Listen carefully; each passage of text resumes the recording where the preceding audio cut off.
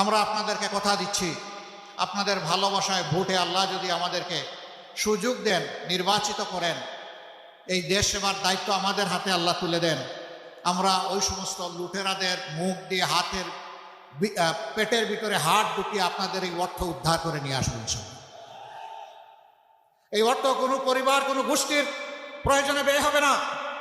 এই অর্থ রাষ্ট্রীয় কোষাগারে সংযুক্ত করা হবে ইনশাআল্লাহ। আর তাই দিয়ে এই দেশের যুবকদের হবে কর্মসংস্থান, এই দেশের জনগণের হবে উন্নয়ন ইনশাআল্লাহ। সেই উন্নয়ন এবং কর্মসংস্থান হবে ইনসাফের ভিত্তিতে, কারো মামু খালুর টেলিফোনে নয়।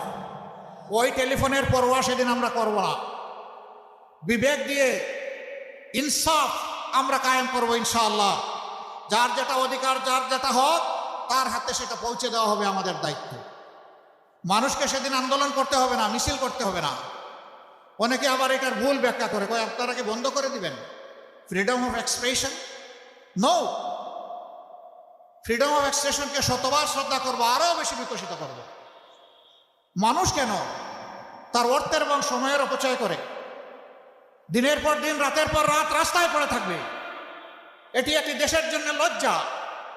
এ জিনিস আমরা হতে দেব না। মানুষের সমস্যাগুলো মানুষের সাথে ডায়লগ করে তুলে এনে অগ্রাধিকারের ভিত্তিতে সেগুলো সমাধান করা হবে রাষ্ট্রের। আমরা আপনাদেরকে কথা দিচ্ছি, আপনাদের ভালোবাসায় ভোটে আল্লাহ যদি আমাদেরকে সুযোগ দেন, নির্বাচিত করেন, এই দেশ সেবার দায়িত্ব আমাদের হাতে আল্লাহ তুলে দেন, আমরা ওই সমস্ত লুটেরাদের মুখ দিয়ে পেটের ভিতরে হাত ঢুকিয়ে আপনাদের এই অর্থ উদ্ধার করে নিয়ে আসবো ইনশাআল্লাহ। এই অর্থ কোনো পরিবার, কোনো গোষ্ঠীর প্রয়োজনে ব্যয় হবে না। এই অর্থ রাষ্ট্রীয় কোষাগারে সংযুক্ত করা হবে ইনশাআল্লাহ।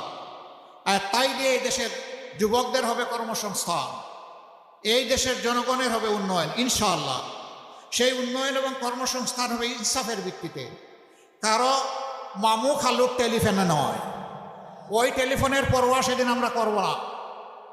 বিবেক দিয়ে ইনসাফ আমরা কায়েম করবো ইনশাআল্লাহ। যার যেটা অধিকার, যার যেটা হক, তার হাতে সেটা পৌঁছে দেওয়া হবে আমাদের দায়িত্ব। মানুষকে সেদিন আন্দোলন করতে হবে না, মিছিল করতে হবে না। অনেকে আবার এটার ভুল ব্যাখ্যা করে, কয় আপনারা কি বন্ধ করে দিবেন freedom of expression? No, freedom of এক্সপ্রেশনকে শতবার শ্রদ্ধা করবো, আরও বেশি বিকশিত করব। মানুষ কেন তার অর্থের এবং সময়ের অপচয় করে দিনের পর দিন, রাতের পর রাত রাস্তায় পড়ে থাকবে? এটি একটি দেশের জন্য লজ্জা। এ জিনিস আমরা হতে দেব না। মানুষের সমস্যাগুলো মানুষের সাথে ডায়লগ করে তুলে এনে অগ্রাধিকারের ভিত্তিতে সেগুলো সমাধান করা হবে রাষ্ট্রের।